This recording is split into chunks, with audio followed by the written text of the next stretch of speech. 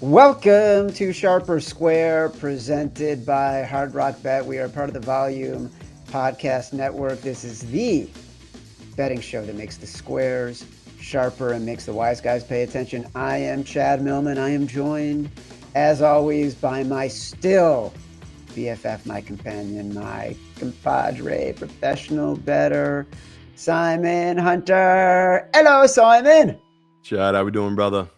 We are freaking great today. You and I are still BFFs. I don't want anyone worried about it. People were asking me questions. People were concerned. Some people loved when it got spicy on Tuesday. I enjoyed it too. I feel like it's going to make it for a more interesting Thursday as we are on the Thursday week 6 episode trying to narrow down our options on our quest for our 5 favorite picks. And if Tuesday's show was any indication, it might be tougher to narrow it down on our journey than usual. Couple quick reminders. Number one, we teased this on Sunday. Thanks to our wonderful benefactors at Hard Rock Bet, we are going to be relaunching our free-to-play 5 games against the spread pick'em contest that we've done for the past couple of years. A lot of our old head listeners know what this is, but you guys get to compete against me and Simon in a free-to-play pick'em contest. There will be prizing from Hard Rock Bet. We're going to announce the ability to sign up next week. It's a blast, and we're excited to participate and join everybody who's going to sign up to compete against me and Simon. We'll give up all the details starting next week. Subscribe to Sharper Square on YouTube, Apple Pods, Spotify, wherever you get your pods. Let's get this thing going. It's time for Sharp Calls. I have to answer this phone. Yeah, busy week. I feel like we did pretty good though, giving out what side we thought on the professional side, and it's pretty much gone that way. We've already seen Panthers line moved, so that was a regret. Should have made Simon Says. I thought it was gonna maybe get to 4. That's why I didn't. The 3.5s are basically gone. There's pretty much just 3s out now on Carolina. I got a lot of calls about that one. A lot of love for the Jags. A lot of love for the Colts, which again, both sides it feels like that we were on from the get-go. Pittsburgh, surprisingly, and I do think it was about the number, right? Like we did a show and that number was 4. I know a lot of guys that grabbed the 4, 4.5, and even the 5. So if people are wondering what side the pros are on, I think they're joining the public on that side. I think they really like the Pittsburgh in that exact spot, which is a game we can go through. I got a lot of fun numbers on it. Didn't talk much about it. Still trying to figure out it. 49ers. I know a lot of pros that love the 49ers on the spot. They love the number. They love this matchup for them. And a lot of what they say is true. The Bucs are banged up. They do have injuries now to their secondary as well. Like, I get it. That's a game I guess we can go through. Total blind spot to me. I just thought that was a Bucs number -3. Purdy, like I don't even think he practiced yesterday. So He did not. really interesting. The pros are so heavy on this 49ers team. And that's always something that just sends the alarms off when it's like, what am I missing here? Why do they love this number so much? It's a unique spot. We talked about it briefly too. We talked about how we liked the Bears. I know a lot of pros, they really like the Commanders. They like the number, they like the spot. So that's one we can talk about. And the last one I think we knew was coming. Chiefs, all pros. It's gonna be pros versus Joes. I know a couple pros that have taken positions on Detroit. But they're doing it what most, I think, pros have, which is their model has this as Detroit as a favorite, which I think most pros do. And like to me, my pushback to them is that should tell you something when everyone has the same number and it's way off. And the books, like I said, are taking a ton of money and they're not budging here. So that number has come down. Like it was stuck at -2.5. There are some 1.5s now popping up if you want to get the Chiefs side, but that just sounds like it's the pro side. And I'm not shocked by that. I just thought there was going to be more money and respect on this Detroit side for professional bettors, and it just seems like they're going to trust the trends in this spot and back this Chiefs team here. So really, really fun matchups to break down this week. Yeah. I really want to get into that Bucs Niners game because you have been on the Bucs, and I am shocked at all the action coming in on the Niners from professionals. So we're going to dig into all that and more. We'll get to brass balls biggest bets, all that kind of good stuff as we go through the show. First, want to talk about Dallas at Carolina. You liked it at 3.5. We both bet it at 3.5. This is, I think, where the slow burn anger began on Tuesday because I was not as committed to Carolina as you were. The line has moved in that direction. As I've done more research, it obviously makes sense, and we can see why the number has been moving in that direction. Cowboys, dead last in defensive DVOA. They give up the most yards per attempt. The most that number increase, the most yards per attempt, meaning passing attempt. That number increases against mobile QBs, which I would qualify Bryce Young as a mobile QB for his ability to move around in the pocket and keep his eyes downfield. Everything about Bryce Young has been improving the past couple of weeks. And we've talked about Dave Canales and how he's been able to make Bryce Young a better quarterback. Also, more than likely, they're getting back Chuba Hubbard. Dallas still riddled with injuries. Even if they hold up like they did against the Jets, the Panthers offense is more than capable of neutralizing all of the offensive capabilities that the Cowboys have when they're playing at home in Carolina. Totally makes sense. I've come to love this play. I bet it at 3.5. It is now at 3. Yeah, like I said, should have just made this one. Simon says. I again thought it was going to come down, but didn't think it'd come down that quick. The professionals came in on it, and yeah, I still love it. Still want people to bet it. I hope people bet it when it was 3.5. We can start with all the Dak stats if we want, just because I have heard pushback from some pros and some people that why they are betting Dallas, and I said, well, you're lucky. It's down to 3 now, so you got even better of a number. Which, again, the Dak numbers here pretty alarming. We've already talked about Dak versus bad teams, and he burned us last week with it. We know how dominant Dak is against bad teams, right? He's 40-13 straight up when he's playing against a team below 500, so 76%, 33-18-2, so 65% against the spread. He's, winning those games by 9.7 points per game. So we've seen historically Dak does really well, his exact spots. And another one that jumped out, Dak, you would think, okay, this is a back-to-back road game. How is he doing in these type of spots? He's 12-5 against the spread. And in the first 3 months of the season, he is 9-1 against the spread. So it's not ideal. Like when you dive into those numbers, it's like, okay, Dak performs well here. But I do want to give out the stats we do like about Carolina and why. I talked a little bit about it. I just think they're a different team at home. I know it's a crazy small sample. We can go back to just Bryce's career, which he's dreadful on the road. I don't know if you've seen the stat chat.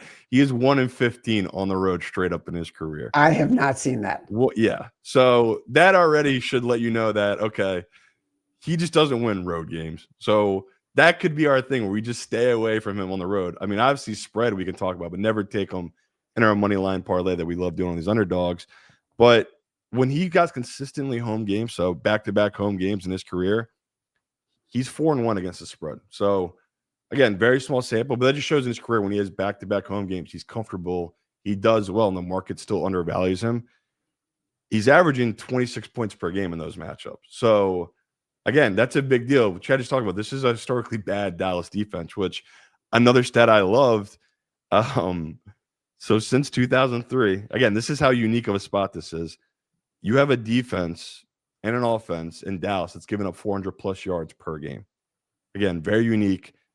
So when you get 6 games into the season, these teams, again, that give up a shit ton of yards defensively, they're 39-50 against the spread, 26-40 against the spread in this exact spot. So you see that they can score, but the market tends to favorite their offense, where what burns these people is the defense. That's why when I look at that number, the hook did matter. You wanted the 3.5 because it feels like when I look at these numbers, it's telling me Dak is going to win this game somehow.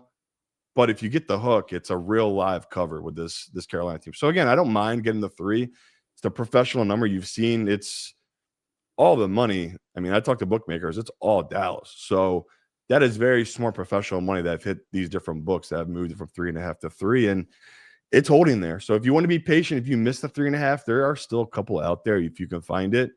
If not, I think if you wait, we'll see how much more professional money comes in. I do see this getting back to 3.5 because I just see the general public coming in so heavy on this Cowboys side where, the numbers, the trends and stuff, it backs up the love for Dak. So I think you can be patient here and get this 3.5 again.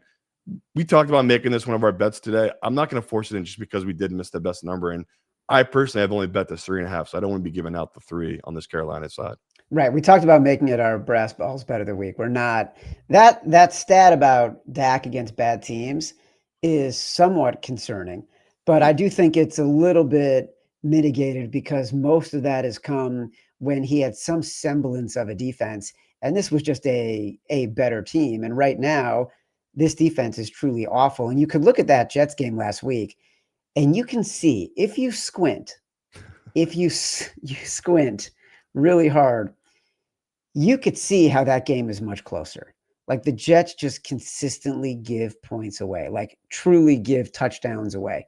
And so if you get beyond sort of the variance plays, all of a sudden it's a different game. And this Cowboys team is really defensively so freaking bad.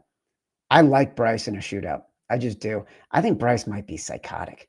Like the way he is just unconscious about throwing the ball down the field. They were down 17-0. And then at one point, like he had thrown a pick, then he had thrown a pass. It hit a camera guy in the head. He's just laughing about it. Like he's playing, I think, as well as he can play. And I really like Canales as a coach. So we like the Panthers, but it's not going to be our brass balls bet of the week because we don't like the number as much, as at least the one that we can share with our listeners and our viewers. However, the LA Chargers are 4-point favorites at the Miami Dolphins. This is going to be our Brass Balls Bet of the Week, presented by Hard Rock Bet. Before we came on the air, we were talking about this, and you had one question. Are we stepping in it? And I completely think we are. I was nervous about this one on Wednesday afternoon because the move had been against us. We talked about it on Tuesday and both like the Chargers. The line had dropped from 4.5 to 4. That's where I actually bet it. Over the past 24 hours, in a lot of places outside of Hard Rock, it's moved back up to 4.5. So I feel, a little bit better that we're on the LA Chargers right now. But man, we totally could be stepping in it because we're circumstantially betting the same scenario that we bet 2 weeks ago when the Chargers were going across the country and playing a team that is significantly worse on the East Coast where they're short road favorites. Yeah, once again, if you think back to that game, think of all the things that had to go wrong for you not to cover that number. So it's like from what I heard and look at this, it's probably just the fact, again, it's Tua at home. So like when you really dive into it, Tua at home, it's just different. And this tends to be the spot that professionals do back him because he does win and play really well at home. But I thought this was really about the travel, and maybe because people are like, well, the Chargers are so banged up, and it is a brutal travel, right, going from LA to Florida. But diving into Herbert's numbers, he's actually done pretty well in this exact spot. He's 13-6 against the spread in his career when he goes and plays in East Coast games. So, he tends to not get frazzled in that way. And early in the year, so September and October in his career when he goes east, he's 12-6 against the spread. So he's done well traveling. I will say this. There are some damning stats about Herbert, and it's like, again, non-ball knowers will put him in their top 5, which is like the laziest take ever, putting Herbert in your top 5 quarterbacks. But when you dive into how bad he's been in these one-score games, it is alarming. This is a one-score game line. Like, that's what this number is. So, the last 3 seasons, the Chargers of the team, 1-10 when it's a one-score game. This year, they're 1-1, which is good. But last year, so 2023 and 2024, Herbert was 0-9. Herbert, 0-9, straight up in one-score games. That's as a quarterback, that's a damn stat. That's you. Like you can try, people can put blame and always make up excuses, but it's like that just shows at the end of these games, if he's not blowing these teams out, we're dead on this bet. That's the fear, Chad. So I'm still on it. I still like this spot. I think defensively, this is a great bounce back spot for this Chargers team matchup wise. And we said the worry for us with this Chargers team is how they're going to handle a team with a good pass rush. Miami doesn't have that, and they don't have a good secondary either, which I think Herbert will pass the ball on. Even without his running backs, still think about to push the ball downfield. So I'm with you. Like this, because we were just such dog betters, and we're always looking for opportunities to bet home dogs. But this one to me just feels like a little of too much of adjustment by the books. Still think this number should be 5.5, 6. They've downgraded this team way too much, in my opinion. So I do think it's a nice buy low spot in this Chargers team. And like we said, the fact that all this professional money is coming on Miami, and it looks like public money, like you're looking at the splits at a lot of different websites, I don't know, it makes me feel pretty good that we're on the side that no one loves in this Chargers team, which just going back just 2 weeks ago, they were the best team in football. So I don't know. It's hard for me to get out of this one, Chad, because I like the number a lot, and I love this matchup for this Chargers team. They usually dominate and beat up on bad teams, and I just think that Giants game was a one-off. Just so much bad luck, and you saw last week, once again, a ton of bad luck against Washington. Too much overreaction to them getting blown out 27-10. That, like we said, that number is just not true. We both watched that game from start to finish. That score does not indicate what that game was. Great matchup for the Chargers. The reasons why it's different than going into New York against a desperate Giants team is, number one, Tua doesn't scramble the way Jaxson Dart does, and that was a huge factor in that game. Number two, the Dolphins have no choice but to play zone in coverage. Justin Herbert eats up zone coverage. Number three, their secondary, in addition to having to play zone, 27th in average depth of target allowed, more than 9 yards per play in average depth of target, 25th in yards per attempt allowed. They're bottom 5 in just about every coverage category. Meanwhile, Miami, we talked about the Chargers O-line and struggling against pass rush. The Dolphins defensive line is 28th in pressure. Defense total is 28th in pressure rate and bottom 10 in total pressure. So the things that have been challenging for the Chargers are not necessarily, if you look at the numbers, challenges in this game. Different teams, different situation. If you're saying he's 0-9 in one-score games, the other day you brought up betting the alt lines on a couple games. Maybe we should just take a piece of the alt line on this and like see if we're going, Chargers -8 and get it over one score. It's more like if this is if they're up 14 in the fourth, I'll feel confident. If we're up 10 in the fourth, our bet is we're dead. We're deader than dead. So that's like really what I was bringing up. It's just like we like you said, you got to have them roll. I love the alt lines in this. I'm with you on it. So I'm on the alt lines in this game, but it's just we need the Chargers to roll, bounce back massively in this game because that's what like all the pros telling me why they like Miami. They were just like, this has backdoor written all over it, and it's like I looked at those numbers. I go, maybe they're right. Maybe they're right about the Chargers not closing these teams out. But historically, it just feels like the type of team the Chargers absolutely roll. Seattle, Jacksonville. Jacksonville is a 1.5-point favorite. You say the wise guys are on the Jags. I don't know that we'll make this into our contest, but it was a hot topic on Tuesday. Julian Love, Devin Witherspoon, DeMarcus Lawrence all missed practice again on Wednesday. I'm trying to figure out where the love is for the Jags. Trevor Lawrence, we know, is a liability. This defense, as good as they've been in forcing turnovers, there's going to be some regression here. Sam Darnold has been amazing so far this season. This Seahawks defense can be as good as the Jaguars defense. I don't love betting the short number anyways. I'm just trying to figure out where the love, like why there's so much professional love for the Jags. There shouldn't be that much professional love. It should be more of a debate. Yeah, I would say this Jags team is healthier than Seattle, and That's it.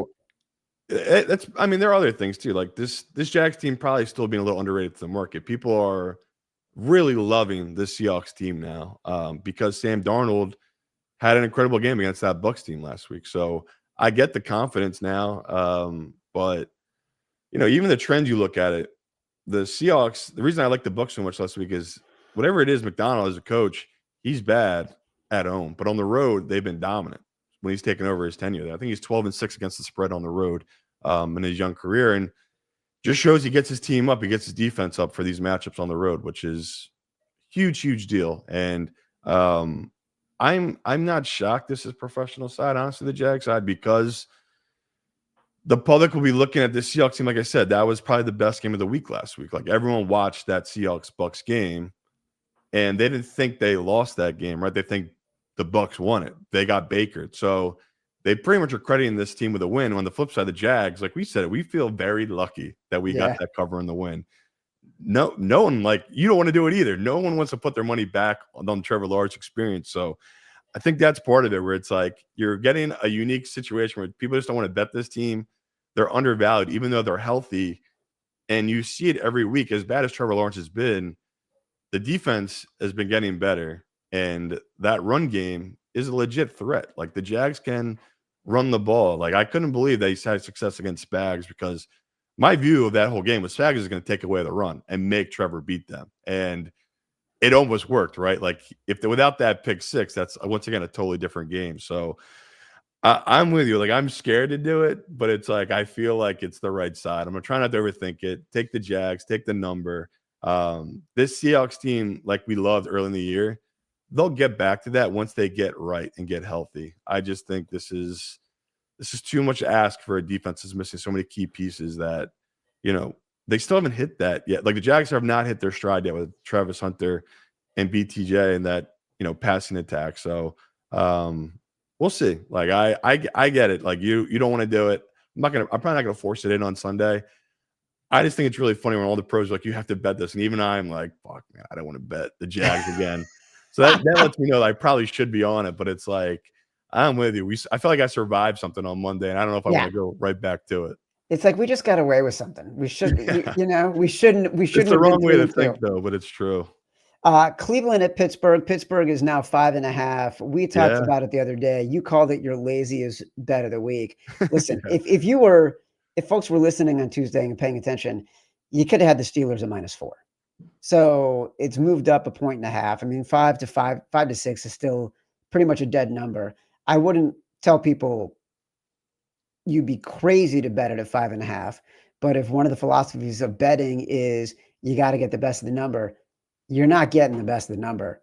Since this thing was at 4 on Tuesday, I like it for the spot. I like it because the Browns are coming back from the UK, a rookie playing in his first road game. It's a difficult place to play. You've got Alex Highsmith coming back. You've got Cam Hayward, TJ Watt already there. Alex Highsmith being healthy to me is a game changer. Plus Joey Porter Jr. Like this Steelers team is rested. And the greatest advantage the Browns have is their defensive line and their pass rush. Aaron Rodgers is getting rid of the ball, 2.52 seconds, fastest in the NFL. So if there's one thing that can mitigate a powerful pass rush from your defensive line, it's Aaron Rodgers, who knows how to get rid of the ball quickly and, as you noted, takes a dive. So I'm more and more comfortable with the Steelers here. Yeah, and I was trying to find anything I can to give me more confidence in the Steelers thing, because I everything we said is true, I feel like, on the field. And I really wanted to dive into the trends here. And like, shout out to our guy, Evan Abrams. He had the exact trend I was looking for, which is I feel like this is a Tomlin spot that we historically bet. And that's why I was like, is this just being lazy? But it's an early bye week for a coach that we see he doesn't have that bye week letdown. Like that's a real thing in football. Guys just aren't up for that game after the bye week. And again, I was grasping at straws because I was like, I don't even know if this is real. I need to find some numbers that back it up. And it is real. So when he has a bye week, basically, he's won and covered 5 straight, Tomlin, since 2020. And again, that's you could say that's not that big of a deal, but to me it is. He's 8-0 since 2017, 6-2 against the spread.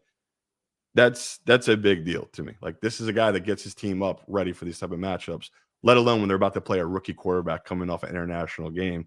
And you can go even more into it. It's like, okay, how's he do early in the year? Because that, again, this is a very early bye week.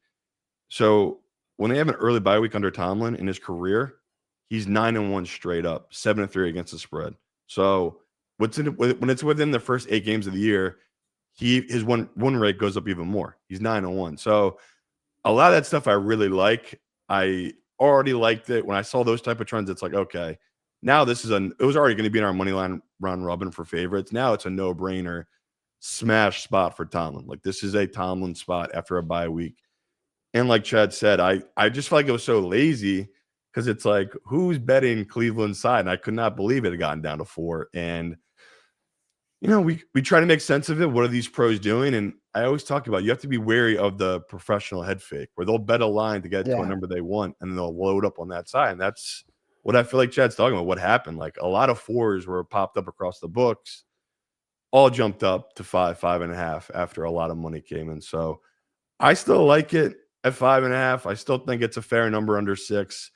Again, their running attack is so good at Cleveland. That might be my only fear. Like, because you can run the ball against this Pittsburgh team, but I have to trust Tomlin to make adjustments during this bye week, and then to getting these guys back healthy. It's like, what does Tomlin do in this bye week? He has to attack their biggest weakness, which is the run. Anyone has these numbers, they can see they've been awful against the run through the first 4 weeks. So yeah, Chad, I'm really happy to see he's done so well after these bye weeks, and the trends back up our love for this Pittsburgh side. Because I'm not going to lie, there's a couple games this week, like we keep talking about these favorites, like the Chargers, that's like, these lines just feel off and they're priced wrong because last week the dogs had their week, right? What were they, 9-5? Yeah. I get straight up, something crazy like that. So there's a couple lines that pop like this where I can't believe I'm on a chalk favorite like this once again, but it's like, it's just an undervalued line. It's still, to me, undervalued. It probably should be 6, 6.5. I don't think a 5.5 is a terrible number if you did miss the 4. Simon, this is us growing.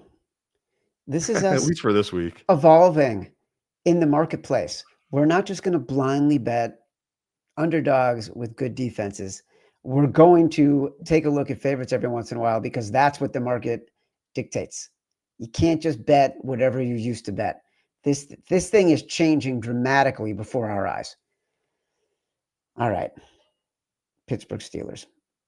The game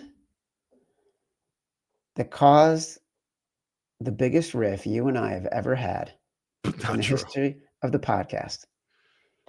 The New England Patriots, 3-point favorites at the New Orleans Saints. This was your Simon Says. When I disagreed and pushed back, you got very mad. But I do realize that I listened back. We did this right after revisiting the Cardinals debacle from Sunday. And then we played your rant about the Cardinals from Sunday. So I think you might have been triggered. At Hard Rock, the line has shifted. The Saints are a flat 3. A lot of other places, it's still 3.5. Clearly, the wise guys, as you noted in Sharp Calls, are on the Saints here. I'm a little more trepidatious. Like everyone keeps saying the Saints are better. I think people are undervaluing the impact of Christian Gonzalez on the return for the Patriots. I get it's like it's not going to be a good side. It's inflated against the Patriots because of what they did against the Bills. Everyone's talking about Drake May as MVP, basically because there's no one left to talk about, right? Like you can't talk about Patrick Mahomes. You can't talk about Lamar Jackson. You can't talk about Josh Allen this week. Hey, let's talk about Drake May. And so I totally get it. I just don't know about these Saints. Yeah, let the record show. I wasn't mad. I was annoyed. Listen, we're humans. We all have many flaws. I have many flaws, and I am a crazy person. Chad has many blind spots, and that's all. We all have blind spots. So, peek behind the curtain. Chad asked me for my favorite bet this week before the show. Again, we're not live. This is only me and Chad. I tell him I'm on the Saints. Chad could have just simply said, "Oh, I like the Patriots." Chad proceeds to go on a minute rant about why the Patriots are the right side and how he makes the number 5 or 5.5. And I'm just like, fuck this guy. As soon as we get on the air, I'm gonna bury this guy for his love of his Patriots team. And that's just what I do with Chad. Like, you can't read the room. I'm a guy, he thinks it's the Arizona thing. Dude, I'm a diehard Phillies fan. I'm staring at 0-2 and I forgot about that. And I'm just like, is this guy really doing this before the show? Because again, if it's on air, Chad can talk for 5 minutes about the Patriots. I don't care. That's for you people. He's giving me his own private show of something I do not want to hear after being up 24 straight hours doing 14 games. So that's why I was just like annoyed. I don't know if I was mad. I was more annoyed, but yeah, I'm still on the Saints, and like my view of it was to get the number before it moved, because I was just like, okay, the public will be on the Patriots here. Will the pros join me on the Saints side? Will they bet this down to 3? I feel like Hard Rock's the only one that moved. Like, if you want the 3.5, there are so many out there, and yeah, I think I'll get back there. Like, I talk to pros who are on the Patriots side, and yeah, Christian Gonzalez is a big deal. I don't think they realize that this Saints team is still better than people perceive. And, you know, even the numbers say this team's actually not as bad. Like, defensively, I was shocked, because that's when I want to look into it. It's like, okay, their defense, yeah, they've had a soft schedule in some aspects, but they've actually played well. Like, that Bills game, they didn't just lay down and die. Like, they stopped the run. I feel like they were pretty solid in that game. And you look at it, they're 9th in EPA a game against the run. So they're holding, you know, in 4 out of the 5 games they played this year, they've held the number 1 running back to under 70 yards. Okay, that's something to improve on, right? Their run defense is actually getting stops. That's something I can hang my hat on. The Spencer Rattler part, though, is the part I can't get over. I can't get over how good this kid's playing. For someone that I totally viewed as a joke, I was like, they're making him the quarterback so they can tank and get a quarterback this season. And you look at the numbers, and it's good. And like, even when Chris Gonzalez takes out the number 1 of a team, that is a big deal. But they haven't really, like, Olave, who we all really respect, he was incredible at Ohio State. He is their number 1, but he's not their focal point of their offense. He's not a guy they force feed in a lot of ways. And you look at the Spencer Rattler numbers. So he has 6 touchdowns and 1 interception this season. So in the Saints' history, this is crazy. They've never had a quarterback, or they've had 2 quarterbacks through 5 games throw for 6 touchdowns, 1 interception, and throw for over 70%. That was Drew Brees in 2018. So Spencer Rattler, Drew Brees. And Spencer Rattler in 2025. Yeah, in 2025. So those are the 2 quarterbacks on that list in Saints history that have played that well to start a year. So it's like, I got to give him his roses. Kellen Moore, which, like, again, I didn't think it was a huge loss for the Eagles for him to leave. He obviously is a pretty gifted coach if he's turning that out with Spencer Rattler and the team they have. Like, I looked at those numbers, I couldn't believe it. Like, the fact that he's being smart with the ball in his hand like that, because him being 6 touchdowns and 1 pick, I'll agree with people. That's not jumping out of, like, that's not amazing. That's not a Pro Bowl numbers. But he's playing within the offense, and he's not the reason this team is losing. Like, they have losses on the show, and you can't point to him. Like, sure, there's been times he missed throws, but it's like, once again, expectations for this team. So I still think the general public doesn't realize this defense is actually all right for the Saints, and Spencer Rattler's playing at a same high level that Drake May is playing right now. And my only pause here is when you dive into the numbers, this is, once again, another variable spot. Vrabel does very well against bad teams, let alone teams with 1st or 2nd year head coaches. So there are trends like, I know pros who bet trends, and there are trends they like that face to this Patriots team. So I just want people to know this isn't all professional. I thought this was going to be all pro on this Saints side. There are some that are backing Vrabel in this spot, but like I told them, I'll tell you, if you like the Patriots, you can get -3 right now. That's a Patriots number right there. To me, the Saints number, though, which every book most likely in your state is 3.5. That, to me, is the confident, smart side. The Patriots can win. They can cover this number. That's like a 30%, 35% chance. Like, you're betting into a really bad spot side at a bad number.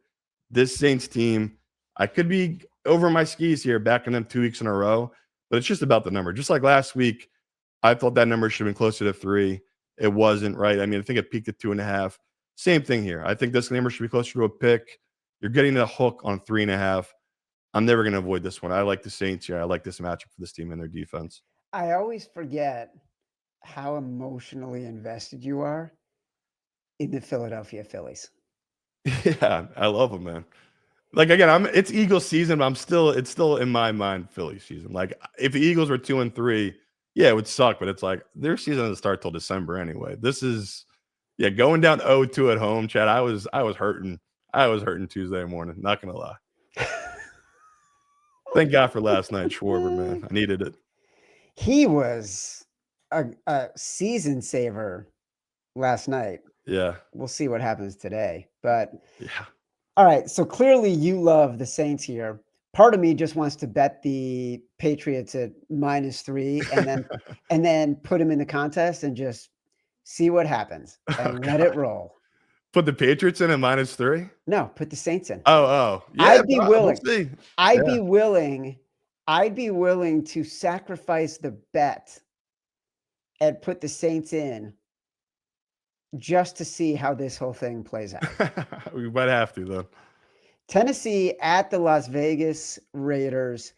All right, look, I made a Chad's choice on Tuesday. It's down 0.5 point since I made it Chad's choice. Brock Bowers did not practice yesterday. Not great, Jim. But this should be about the Raiders letting Ashton Genty repeat the performance he had against the Bears, right? The Titans are 31st in run DVOA, 28th in EPA per rush, 29th in success rate against the rush. Like Chip Kelly, don't get freaking cute, man. Don't put the ball in Geno's hands. Don't try to do anything special.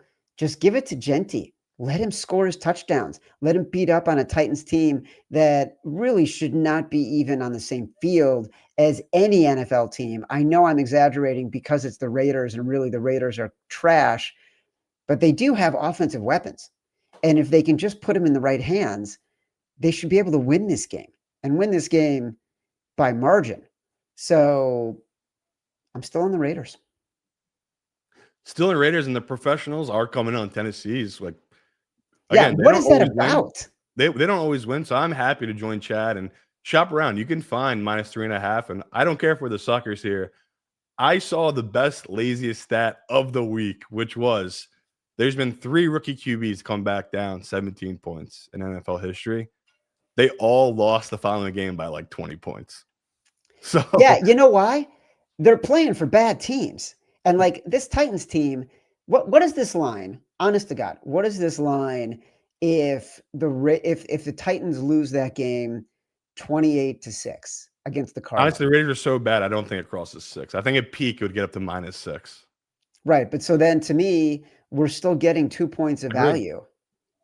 But to me, that's just a glaring stat too of just how these young quarterbacks, they can have that moment, that comeback thing. But Chad just nailed it. They're on really bad teams and that most usually don't know how to handle winning. So like you have this insanely high emotional win on the road. You fly home, vibes are the highest of high. Now you're flying again to Vegas to go play this matchup against a Raiders team that is veteran across the board and insanely desperate. Like Pete Carroll, if he gets fired, he might end up being our next president. What is he, 75? He's right around the perfect age. So it's scary. Like we're both in the same boat of like holding our nose, taking this side, and we know exactly what we're doing here with this Raiders team. That the only thing that can burn us is Geno, because Genty, he should rush for 150 here. Like you just avoid Simmons in the middle, you can run for whatever you want against this team. And you look on the flip side, like we talked, the same reason we loved the Raiders against the Bears. Max Crosby against bad O-lines, when he can pick the guy he can go against. Oh, my God. Right. It's like, it's not even fair. And I love, too, you see, you know, all these teams reaching out to try to get him off the Raiders. If the Raiders were a smart organization, you should move him on. You should reward this man who's so great. Get 3 firsts, whatever you can get from him, and let him move on and go win a championship. Because it is, you watch him every Sunday, he's just the best. And it's such a waste here for the Raiders. But we still got him here, and we still have a great matchup with him. So I know, Chad, I can't believe the amount of professional money that have moved this number down. Especially that, you know, we got 4 here at Hard Rock. The -3.5 is just egregious to me. It's stupid. Yeah, shop around, get that number if you can. I can't believe people and professionals alike are overreacting this much to a Tennessee win, which they view as something that can kind of spark this team. Historical data shows this is not that moment. This is usually when they fall off a cliff the following game. Also, historical data tells you that when you're betting a home team after a blowout, there's also going to be deflation in the line. And that's when you want to bet on that team. So like if we talk about buy low and sell high, like this is when you sell the Titans and this is when you buy the Raiders. We hope on the Raiders part. We don't know if this is rock bottom yet, because if they lose this game, we assume. Yeah. We assume. Caleb Williams called Max Crosby the best football player he's ever played against. That's fair. Yeah, Tell you fair. that. All right. Never saw Aaron Donald, so I get it. Yeah, right. San Francisco at Tampa Bay. Tampa Bay -3. We talked about this in sharp calls. I want to spend a minute on it because, like, Brock Purdy, Juwan Jennings, Ricky Pearsall, again, none of them practiced on Wednesday. Also, even scarier, Mac Jones was limited. I know. So, like, what is happening? Why is the entire wise guy community, forget about coming in on Tennessee, why the Niners? What is happening here? To me, this is solely about fading the Bucs and just thinking they can't continue to win every game by a field goal in the final seconds, literally the final seconds. Agree. That's the only reason. And maybe there's some other injuries for the Bucs in the defensive backfield, but if Mac Jones, who's already limited physically, is now limited because of injuries, and he's your quarterback, I don't know, man. Like, what are people seeing here? Bizarre world. And I was so excited too. I was like, oh my God, they're going to give us 2.5 in our contest, and we'll get the Bucs here. They'll announce Purdy's out and Mac's playing, and maybe this line will run up to 4.5, and we have an amazing number. It's 3.5. So it's like, I don't even know if we're going to have in our contest either, which sucks. Yeah.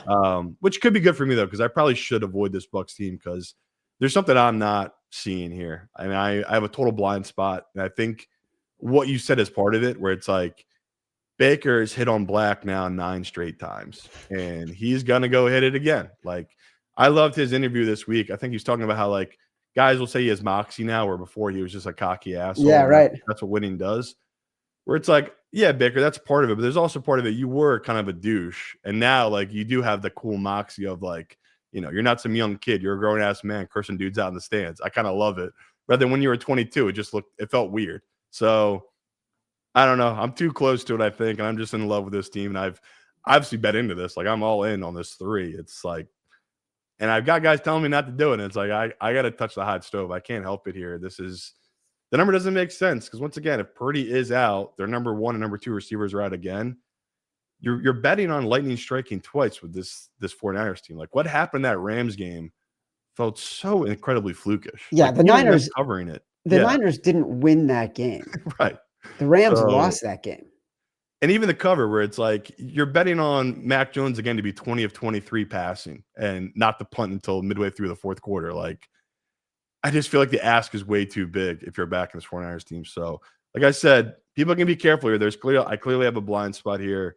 I maybe talked to 2 other really smart groups that are on this Bucs side, but they're like me. They're scratching their heads a little bit and like, I don't know. Are we idiots here? Like, this feels like a gift, getting -3 on a Bucs team that, with all their injuries they do have in their secondary, there's ways to combat that with the style of defense they play. I know it didn't show up obviously against the Seahawks, but I don't know. Like I said, I think it's a big difference between Sam Darnold and the healthy receiving core the Seahawks had, and Mac Jones here with a banged up 49ers team. So very, very unique game. I'm excited to talk about it more on Sunday because we'll have a lot more info. Like, right now, we just don't know. Where I'm going off right now, what I know, which is Purdy hasn't practiced in 2 days. The wide receivers haven't practiced in 2 days. Yeah. If they practice today, which they need to do most likely to play in this game, we will have more info, and this number could easily drop to Bucs 2.5. And then I'll talk more about taking a position on that on Sunday. I'm excited for Sunday because I feel like we've got like 5 teams right now that I think 5 games that we feel will be in contention. The Bucs are one of them, and we've got more to come. Can I talk the Colts game? I don't know if you have that on your thing. Just 2 seconds on the Colts. I didn't put it on the list because the numbers move so much. Yeah. The numbers now at 7. So Colts are -7, against the Cardinals. Just to set it up, they were 5 or 5.5 when we talked about it on Sunday. I bet into the Colts when that number was lower. I haven't brought it up because the numbers move so much. So go ahead. Yeah, it is at -7, -115 now at Hard Rock. So like Chad said, I think that's based off the Kyler Murray news, right? He's not practicing, like we said. That's why I wanted to be on this number early. Yeah. Because it's like, okay, he could have, I know it sounds stupid, he could have got a concussion from that snap of the football, or he really does have a foot injury. We don't know, but we do know is he's not practicing. That's a big deal. And I wanted to look at what are the trends of teams like the Cardinals that are in this unique spot that they lost 3 straight games on a last second field goal. Like, to me, that's something that always jumps out to me, where it's like there are going to be numbers that back up and trends that back up teams that are in this spot, because they are humans. And like I say all the time, history does repeat itself with humans. The game may change, the personalities may change. At its core, it's still people living real lives that are affected by wins and losses. And you dive into this one, since 2013, teams that have lost 3 straight by 3 points or less, they're 1-8 in their following game straight up, 2-7 against the spread. So again, this number has moved people. I still think it's worth grabbing the 7 if you can, just in case it is Brissett. This will instantly jump to 7.5. And then if you had missed it, yes, you can talk yourself into taking that Cardinals, but I still think this is a Colts line. Like we talk, Colts are a big as shit. They're big offensive line-wise, defensive line-wise, and I just matchup-wise, if I was going to be on Kyler, it's like, okay, this is a Kyler game because he is a dog on the road. Always tends to be much better than at home as a favorite, just historically against the spread. But when I saw that trend, it feels real to me that teams have hit their low point. And then you have to add in now, that's not even something to do with trends. We have a coach getting into physical altercations with players on the sideline and having to talk in front of the team and pay $100K fine. And all of us players, they'd be like, yeah, it's cool. We forgive coach. We're moving on. Well, in the back of their mind, they're like, fuck this guy. I cannot wait to be fired. Like, I'll never forget when Urban Meyer, this was the kicker. Urban Meyer kicked the kicker. Yeah. Lost the whole team. So they can say what they want on camera, play it good. I mean, I just felt like that was again, they don't have an owner of that team, or they would have fired the coach after that incident. It's just, you have to do something there. So yeah, I just wanted to bring that up because I saw that trend and I was like, oh my God, this is exactly what I thought. This is why I wanted to be on the Colts early. And yeah, my hate was right early on the Sunday. The 5.5 was the right read. And we'll be interested to see if Kyler does get cleared. If this does drop below 7, I think this is what the line will be, regardless if Kyler gets cleared to come back. I just don't see it dipping below 7 again. Cincinnati at Green Bay. I just want to touch on it for a second because after we talked about liking Green Bay on Tuesday, we won't put this in the contest, but as soon as we were done recording on Tuesday, the Bengals traded for Joe Flacco, and Zach Taylor has announced that he will be starting, and the line moved to 14.5. Yeah. So I bet the Packers at 14 for a little taste, not too much. But I don't think anything changes for me. Is Joe Flacco going to be better at getting the ball to Jamar Chase? More importantly, is Joe Flacco going to play middle linebacker and stop Josh Jacobs from running after 10 days of Matt LaFleur just being so mad that his running game isn't doing anything? So this Bengals team isn't going to be saved by Joe Flacco walking through that door. No, but it is shocking. A lot of trends do love the Bengals, but it's like this computer doesn't understand what this team is. No. I don't care what's happened the last 30 years. You have to play this exact spot. This is very unique.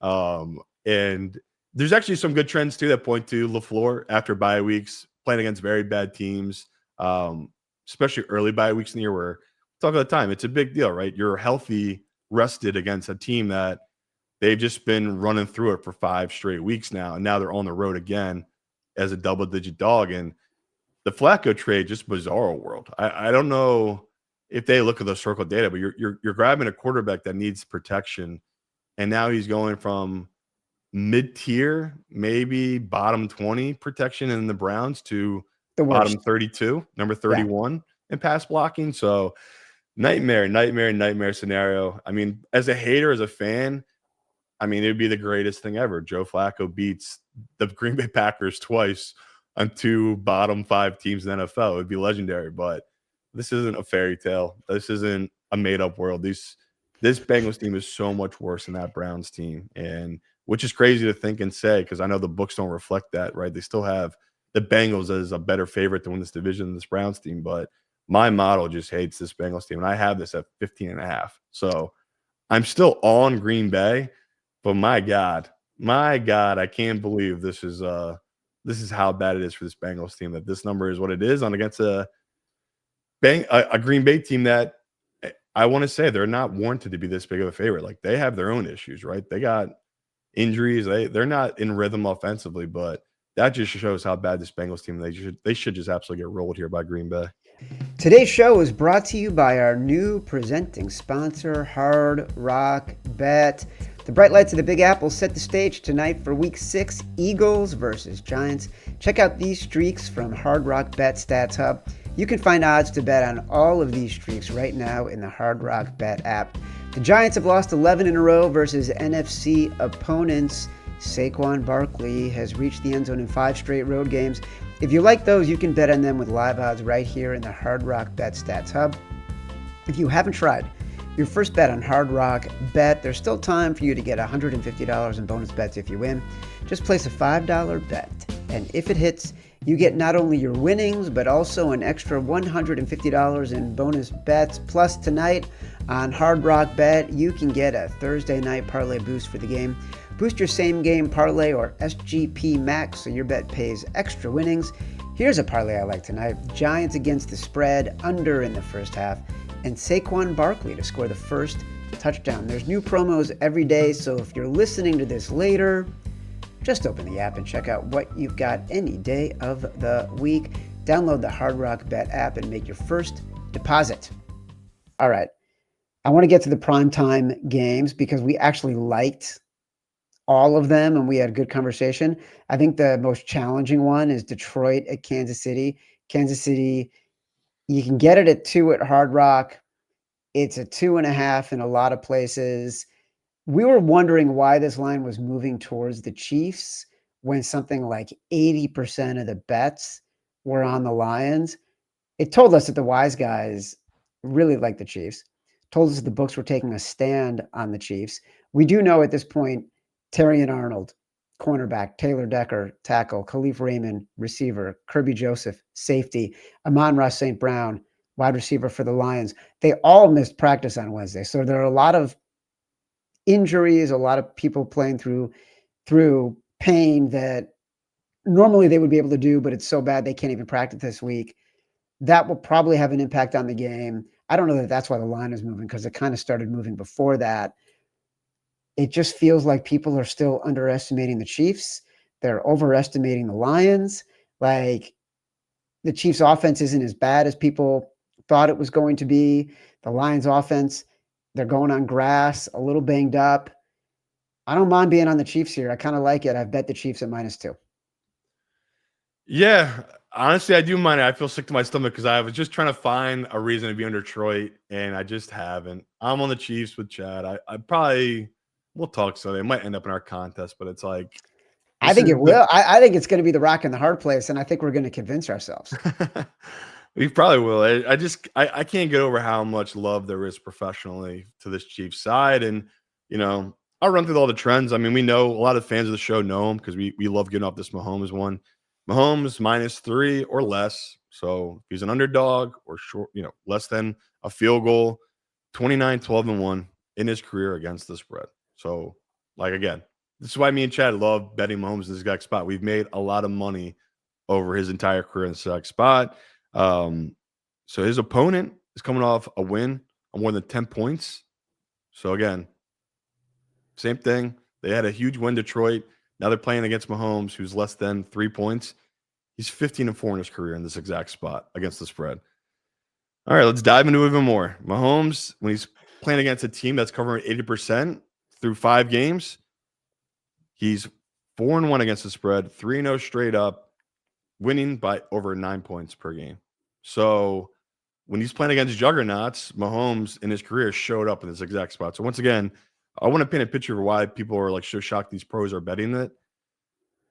The football geeks and nerds already like this spot for the Chiefs, but then you have all these trends that keep showing how of a spot this is for this Chiefs team, and specifically on Mahomes. So Mahomes, he's faced great offense in his career, right? This is a team that's Lions are scoring more than 30 points per game. This has happened 5 times in his career, Mahomes. He's 5-0 straight up against those teams, winning those games by almost 10 points. When he's, in prime time, which this is a prime time game for Mahomes, 19-6 straight up in this exact spot, prime time game at home. So can't avoid it. I wanted to find reasons to like this Detroit team. I think this is just a classic case of they are very, very talented offensively. They have injuries to their defense. Can they out scheme Spags here and be the juggernaut they are? I don't know if they can. Like, this just feels like the type of game where Spags is going to take away whatever their strength is. That these other defenses they've played, these are bad teams. I mean, you saw a little bit with the Browns. The Browns were taking away what they want to do, which is run the ball and make Goff beat you. I think that's Spags is going to do. I mean, Chad just said, I'm on St. Brown.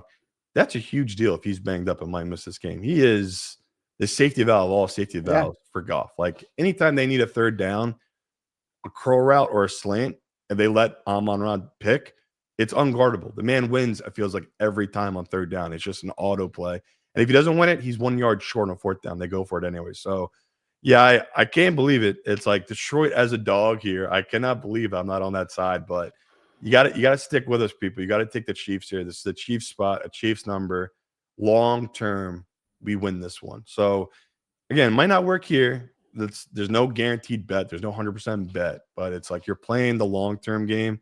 You have to back Mahomes in this spot. He just plays really well in these big moments when people don't believe in him, let alone the general public. Like, the fact that it's still, 75% of the money in the tickets on this Detroit team.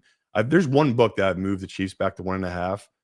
You can go grab. I just don't know if the spread's going to matter. Like, the books are telling us this ain't going to be under 3. Like, this is going to be a field goal or more game. The Chiefs win here. So I don't know how they're going to get there. Late win field goal by Mahomes, but I love them to bounce back here after that loss they had against the Jaguars. And once again, we're playing the number. This was 3.5. Then no matter what, I had to bet on Detroit. But if it was 3 or less, I'm going to back Mahomes in this exact spot. Like, we went against them here early in the year when the Eagles were a favorite against the Chiefs. That was different. They were banged up then. They had a lot of pieces missing. I think with Worthy back, you've seen their offense just take that next step they needed with him there. That just opens things up. So, yeah, I really like this matchup for this Chiefs offense against the defense of Detroit. And defensively, I think Spags is going to get his best. This Detroit team, that he's going to be able to slow it down. There's no way they're going to get more than 30 points. They're not going to be what they've been at home, which is this indoor juggernaut. This is outdoors, like Chad said, on grass. They're not cutting that grass this week. They're going to water before the game as well. It ain't going to be that turf like they're used to. So, yeah, people can tell I'm starting to really fall in love with this Chiefs. I'm just trying to be patient here because I know anything can happen in these type of matchups with two great teams.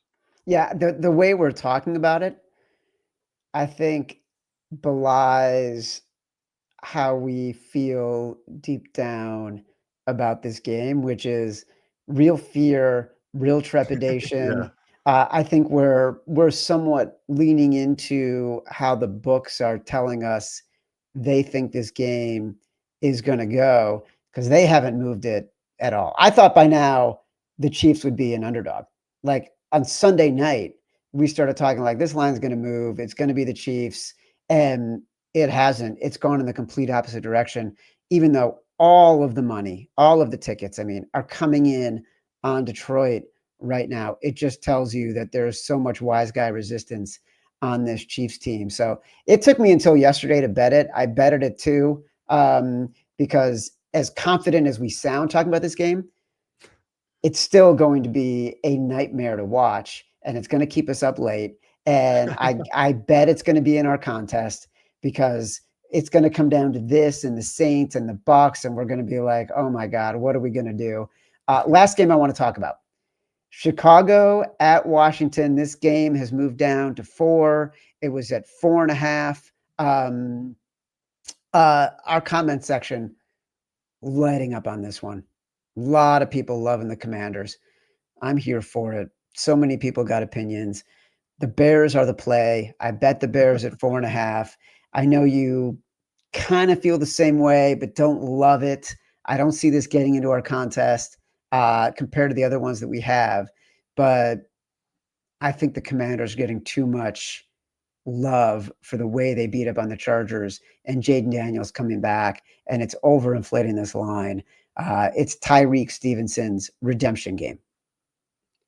Yeah, it's just another game I feel like I have a total blind spot to because it's way off my model number, which again, usually Meaning what? Meaning like I have this at 3. So it's like, yeah.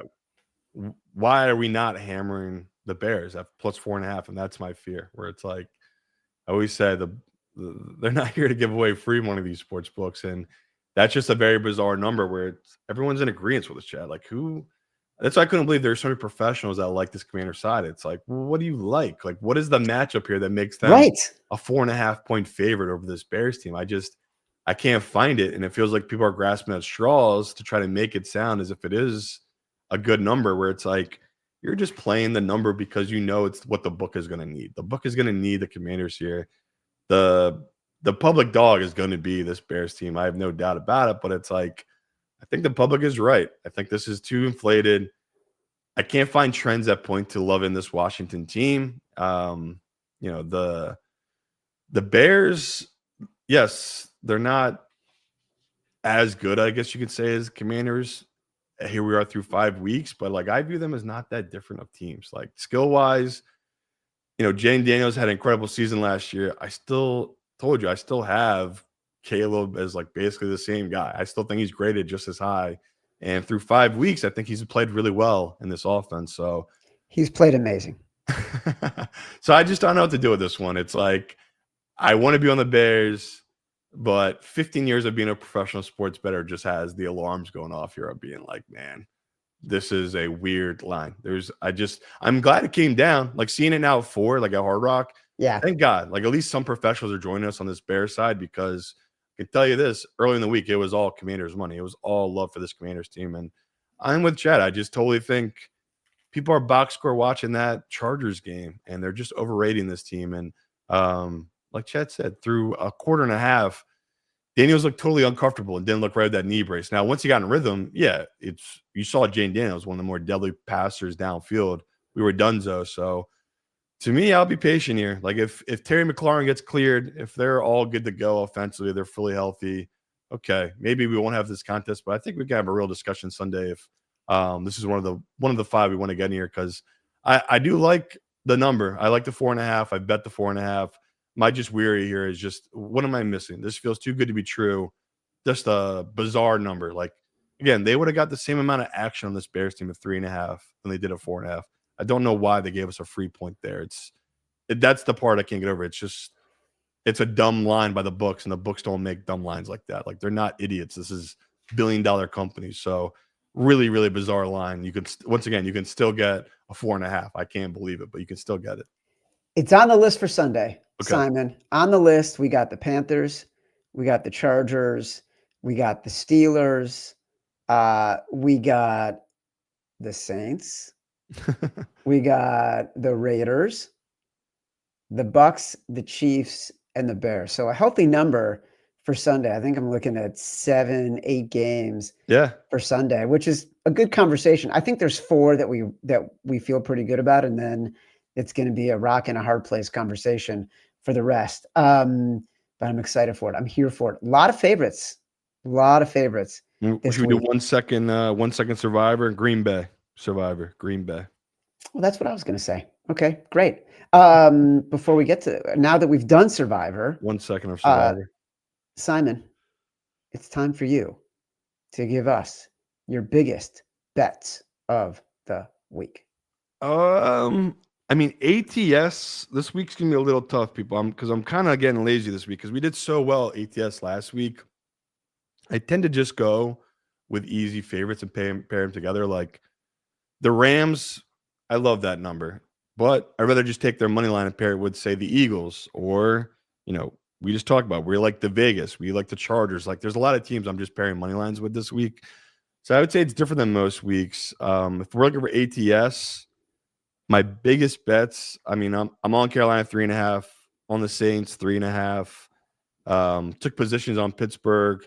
Still would, I guess, at 5.5, but obviously I feel much better when it was in the 4s. And I just know I'm going to get there on the Chiefs. The Chiefs are probably going to be one of my bigger bets. So, against the spread, those will probably be my bigger ones. That's why I feel like the Chiefs will end up being in the contest because we're both talking ourselves into how confident we feel about this, which is a frightening Always scary.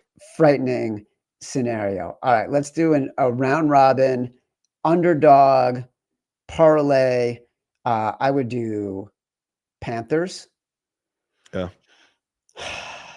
I would do Saints. Yeah. I would do Bears. Love it. Got to do Detroit just in case. Oh yeah, Detroit. Just the emotional edge. Saints, Panthers, Bears, Detroit. Who's our fifth? I mean, it's kind of boring, but let's throw Seahawks in. They're plus 100 right now. That's what I thought. Okay. Moneyline underdog round robin.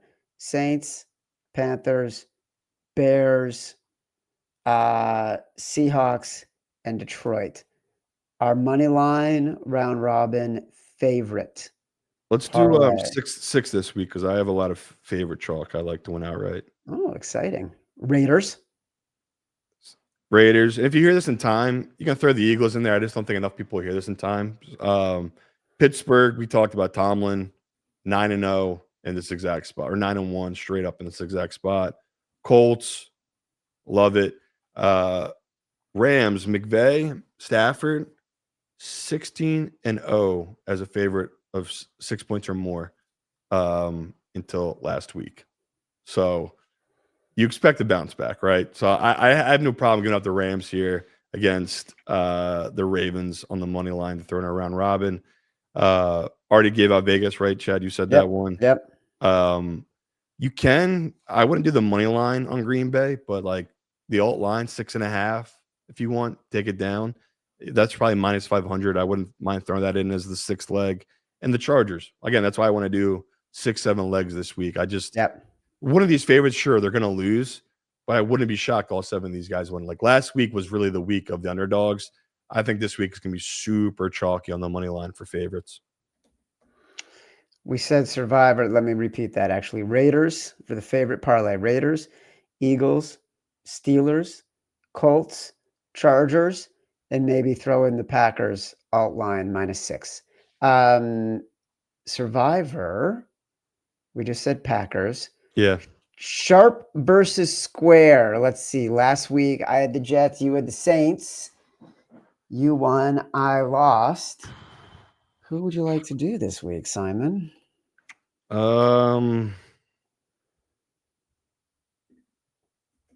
Sheesh. I guess I'll stick to it. I gotta go Chiefs, I guess. That's what I thought. I feel like I really need to take a stand on that one. Just like last week with the Saints. It's like I'm betting it big. I might as well make it my sharper square. Gosh. Who do I want to take here? I think I'm going to take Carolina. Okay. +3. Yeah. I'll take them +3. But we're in, and I like it more and more the more that we talk about it. All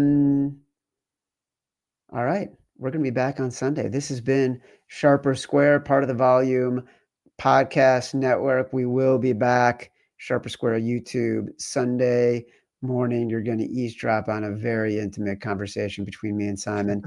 We're going to panic. We're going to make human decisions. We're going to regret the rest of the day and probably Monday too. We will be back, Sharper Square Sunday at 7:30 p.m. Eastern to recap all that misery. Watch or listen. YouTube, Sharper Square. Like this video, subscribe to the channel. Also download us from Spotify, Apple Pods, wherever you get your pods. Rate, review, subscribe, leave us 5 stars, say whatever you want. Feedback is a gift. Until next time, love you.